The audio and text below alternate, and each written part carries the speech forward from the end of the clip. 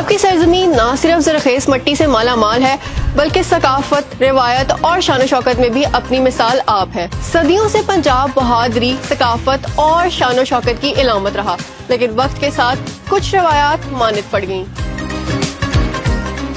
पंजाब की सकाफत और रौनकें एक बार फिर बहाल करने के अज़्म से वज़ीर आला पंजाब मरियम नवाज शरीफ ने हॉर्स एंड कैटल शो 2025 का इनेकाद किया। आज 3 दहाइयों बाद फोर्ट्रेस स्टेडियम में national horse and cattle show पूरी आबोताब से जारी है। लाहौर के फोर्ट्रेस स्टेडियम में वही जोश, वही शान शौकत वापस लौट आई है जो कभी पंजाब की शिनाख्त थी। ढोल की थाप, घुड़सवारों की सफ़ें, मुख्तलिफ नस्ल के मवेशी, सकाफती रक्स और रवायती रंगों और धुनों से पंजाब की फिजा एक मर्तबा फिर गूंज रही है। न सिर्फ ये बल्कि इस तकरीब में बैनुल-अक़वामी टीमों ने भी शिरकत की, जिनमें कुवैत, नॉर्वे, अमान, कतर, सऊदी अरब, जनूबी अफ्रीका और अमेरिका की टीमें शामिल हैं। My name is Lydia Mosyakova from Russia.